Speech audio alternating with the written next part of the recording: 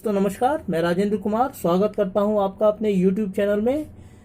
दोस्तों आज मैं आपके लिए जो टॉपिक लेकर आया हूं वो अपने आप में कोई अलग टॉपिक नहीं है, बल्कि हम लोगों ने समावेशी शिक्षा के अंतर्गत जिन विद्यार्थियों के वर्गों का अध्ययन किया था उसमें एक वर्ग socially and culturally disadvantaged children का था।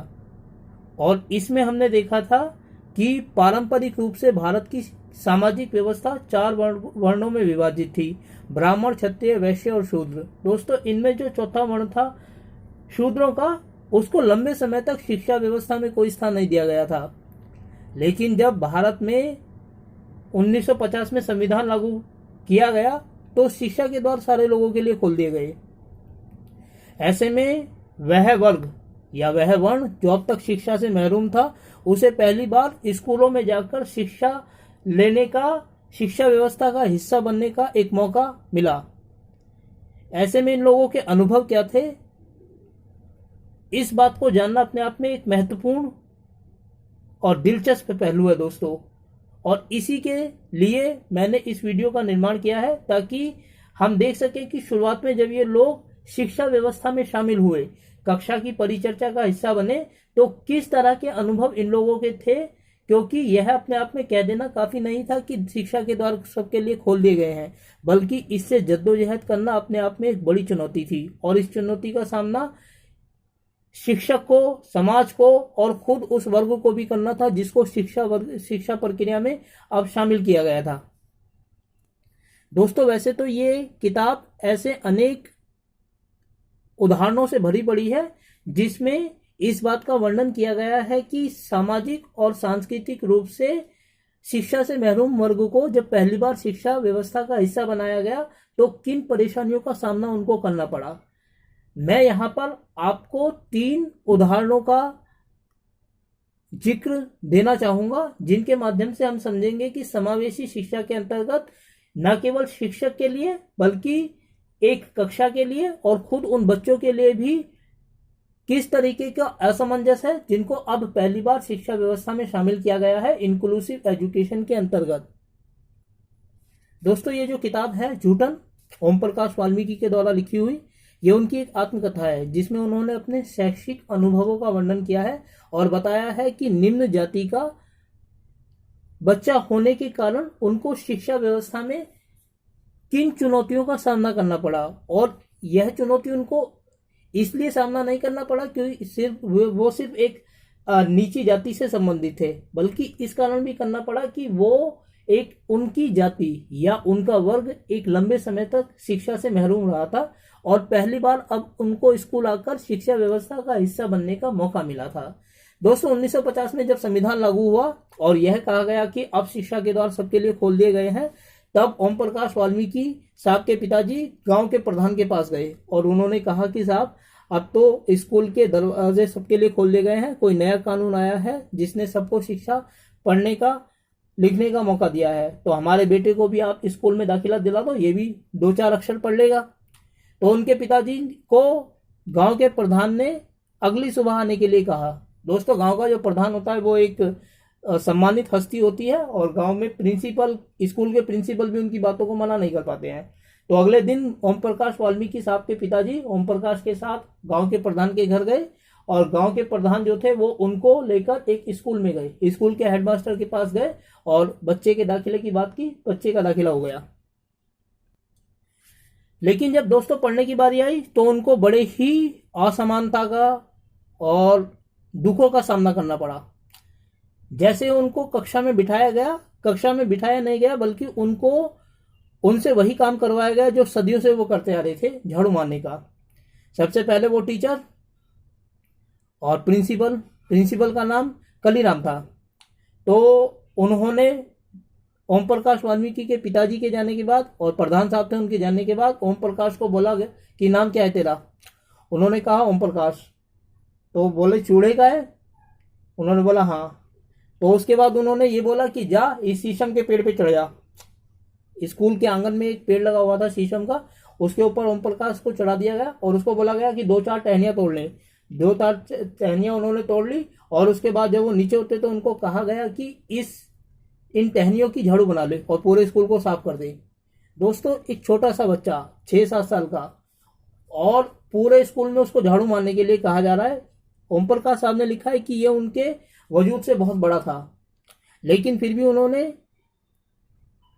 हिम्मत नहीं हारी और प्रिंसिपल की तरफ देखा तो प्रिंसिपल ने का जवाब यह था कि ऐसे क्या देख रहा है, ये तो तुम्हारा खानदानी काम है, सदियों से यही तो करते आए हो। ओम प्रकाश छोटा सा बच्चा था, वो क्या करता। इसीलिए उन्होंने झाड़ू मारना शुरू कर दिया। नाक में, मुंह में, आंखों में, हर जगह उनको धूल घुस गई। लेकिन उनको एक बात की खुशी थी दोस्तों, झाड़ू लगाते टाइम भी उनको एक खुशी थी कि आज ही तो झाड़ू लगवाने, कल तो मैं स्कूल में बैठ के पढ़ूंगा क्लास में। इस बात की खुशी में उन्होंने पूरे स्कूल को साफ किया। तो स्कूल खत्म हुआ, वो घर आ गए। अगले दिन जब जैसे ही वो स्कूल पहुंचे, प्रिंसिपल साहब गेट पर खड़े हुए थे, और जैसे ही ओम प्रकाश ने प्रवेश किया स्कूल में, ओम प्रकाश को वही झाड़ू दोबारा पकड़ा दी गई और दोबारा से स्कूल और स्कूल का मैदान और कमरे साफ करने का हुक्म सुनाया गया। दोबारा से वो करने लगे, रोते रोते आंखें भर आई। लेकिन फिर भी उनके मन में एक विचार आया कि कल, यानी आने वाले कल, वो प्रिंसिपल को बिना बताए, शिक्षक को बिना बताए चुपके से जाकर क्लास में बैठ जाएंगे। तो यही हुआ कि तीसरे दिन वो आए, चुपके से स्कूल कमरे में जाकर बैठ गए। लेकिन दोस्तों, किसी के आने की कदमों की आहट से भी उनको डर लग रहा था कि कहीं प्रिंसिपल ना हो। जब भी किसी के आने की आवाज सुनाई देती, क्योंकि वो गेट की तरफ बैठे थे, तो इसीलिए आने की जो आवाज थी साफ सुनाई दे रही थी। अचानक प्रिंसिपल का प्रवेश हुआ और प्रिंसिपल ने पूछा गुस्से में कि कहाँ है चूड़े का। एक बच्चे ने बताया कि माँ साहब वो बैठा कोने में। प्रिंसिपल ने गर्दन पकड़ के उनको बाहर निकाला और गालियां देकर ये बोला कि जा मार पूरे स्कूल में झाड़ू, वरना डैश में मिर्ची डालकर स्कूल से बाहर काट दूंगा। दोस्तों, ये गंदे शब्द हैं, परंतु ओम प्रकाश वाल्मीकि साहब ने अपनी किताब में लिखे हैं। मैं अभी आपको खुद इस किताब में लिखे हुए इन शब्दों को दिखाऊंगा, ताकि हम जान सकेंगे कि कैसा व्यवहार इन लोगों के साथ किया गया जब पहली बार इनको शिक्षा व्यवस्था में शामिल किया गया। दोस्तों, यह है इस किताब का अंश जो पेज नंबर 15 पर दिया गया है, और जिसमें उन्होंने प्रिंसिपल का अपने प्रति जो व्यवहार था उसका वर्णन किया है। शब्द थोड़े धूमिल है दोस्तों, ये जानबूझकर किए गए हैं। मैं आपको पूरा अंश पढ़कर सुनाता हूं, और ये अंश यहाँ पर दिया हुआ है, यहाँ से लेकर यहाँ तक। इसमें आप जानेंगे कि उनका क्या अनुभव था, प्रिंसिपल के कैसे शब्द थे उनके प्रति। हेडमास्टर ने लपक कर मेरी गर्दन दबोच ली थी। उनकी उंगलियों का दबाव मेरी गर्दन पर बढ़ रहा था, जैसे कोई भेड़िया बकरी के बच्चे को दबोचकर उठा लेता है। कक्षा से बाहर खींचकर उसने मुझे बरामदे में ला पटका। चीख कर बोले, जा लगा पूरे मैदान में झाड़ू, नहीं तो डैश में मिर्ची डाल के स्कूल के बाहर काट ब्रैकेट में निकाल दूंगा। तो दोस्तों, ये पहला अनुभव था उनका, जो उनको socially and culturally disadvantaged group का बच्चा होने के कारण सहना पड़ा। ये उदाहरण हमें दिखाता है कि जब इंक्लूसिव एजुकेशन के अंतर्गत हम ऐसे बच्चों को शिक्षा व्यवस्था में शामिल करते हैं, तो शिक्षक को उनके प्रति बड़े ही प्रेम और स्नेह का दृष्टिकोण और व्यवहार रखना चाहिए। परंतु यहाँ उल्टा हुआ, क्योंकि ये बिल्कुल शुरुआती समय था। खुद शिक्षक को यह बात बड़ी असहज लग रही थी कि एक ऐसा बच्चा जिसकी पुरखों में किसी ने शिक्षा हासिल नहीं की, जिसके लिए शिक्षा व्यवस्था में कोई जगह ही नहीं है, वो कैसे आकर पढ़ सकता है। लेकिन दोस्तों, समावेशी शिक्षा के अंतर्गत यह जरूरी है कि ऐसे बच्चों को ही शिक्षा व्यवस्था में शामिल करने की जरूरत है, क्योंकि अब तक तो वो पढ़े नहीं है। अब उनको अगर शामिल किया गया है तो वो स्कूल की दुनिया को अनजान ना माने, वो उसको वैसे ही सहज माने जिस तरीके की अपनी दुनिया में अब तक वो रहते हुए आए हैं। दोस्तों, इस किताब का एक दूसरा उदाहरण, जिसमें उन्होंने एक दलित वर्ग का बच्चा होने के कारण असमान व्यवहार को सहा, वो ये है कि एक बार उनकी कक्षा में शिक्षक द्रोणाचार्य की कहानी बच्चों को पढ़ा रहे थे, और जो प्रसंग चल रहा था वो ये था कि द्रोणाचार्य को गरीबी के कारण अश्वत्थामा को अपने बेटे अश्वत्थामा को पानी में आटा घोलकर, जिसको हम लोग सत्तू कहते हैं, वो पिलाना पड़ा। तो इस पर जो शिक्षक थे वो बड़ा ही दुख प्रकट कर रहे थे। ऐसे में ओम प्रकाश वाल्मीकि साहब खड़े हुए और उन्होंने अपने विचार प्रकट कर डाले। उन्होंने कहा कि गुरुजी, ये जो द्रोणाचार्य थे जिनको अपने बच्चे को पानी में आटा घोलकर खिलाना पड़ा, उनके ऊपर एक महाकाव्य लिख दिया गया। लेकिन हम जिस समाज से आते हैं, जिस वर्ग से आते हैं, उसमें तो इसको बहुत बड़ा अमृत माना जाता है, लेकिन हमारे ऊपर तो कोई महाकाव्य नहीं लिखा गया।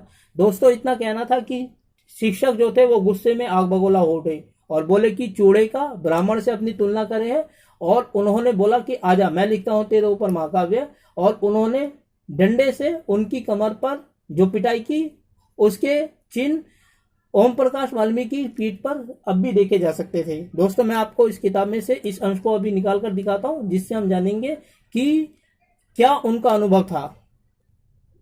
देखिए दोस्तों, पढ़िए, ये पेज नंबर 35 पर है, ये यहां से लेकर यहां तक है। चूड़े के तू ब्राह्मण से अपनी बराबरी करे है, ले तेरे ऊपर मैं महाकाव्य लिखूंगा। उसने मेरी पीठ पर सटाक सटाक छड़ी से महाकाव्य रच दिया। ये वह महाकाव्य आज भी मेरी पीठ पर अंकित है। भूख और आशाएं जीवन के घृणित क्षणों में सामंती सोच का यह महाकाव्य मेरी पीठ ही नहीं, मेरे मस्तिष्क के रेशे रेशे पर अंकित है। इसके अलावा दोस्तों जो तीसरा उदाहरण है वो उनके अपने सहपाठियों के बारे में है।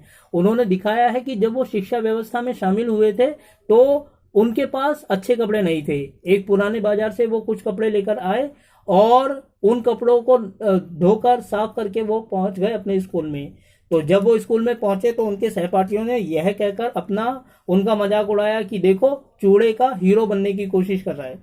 ओम प्रकाश वाल्मीकि साहब ने बताया है कि बड़ा ही असमंजस की स्थिति थी। अगर गंदे कपड़े होते थे तो लोग कहते थे कि दूर हट जा, तुझ में से बांस यानी कि बदबू आ रही है, और अगर अच्छे कपड़े पहनकर जाते थे तो लोग कहते थे कि हीरो बन रहा है। इसीलिए दोस्तों ओम प्रकाश वाल्मीकि का यह उदाहरण दिखाता है कि अब जबकि हम 21वीं शताब्दी में प्रवेश कर गए हैं, संविधान जैसा दस्तावेज बन चुका है, कानून के इसे सबको शिक्षित करने का जो विचार है वो भी कानूनी रूप ले चुका है। मानसिक रूप से खुद को परिवर्तित करने की आवश्यकता है, और मानसिक परिवर्तन की आवश्यकता उस शिक्षक को भी है जो कक्षा में जाकर पढ़ाएगा, उन बच्चों को भी है जो सहपाठी बनेंगे, और खुद उस बच्चे को भी है जो अब इस शिक्षा व्यवस्था में आकर शामिल होगा। तो दोस्तों ये था समावेशी शिक्षा का उपखंड, जिसके अंतर्गत हमने देखा कि सामाजिक और सांस्कृतिक रूप से अब तक महरूम रहे बच्चों को शिक्षा व्यवस्था में शामिल करने के लिए किन किन बातों की आवश्यकता है। दोस्तों अगर आपको वीडियो अच्छी लगी तो लाइक करें, शेयर करें और सब्सक्राइब करें, और बने रहें ऐसी ही वीडियो के लिए मेरे साथ। धन्यवाद।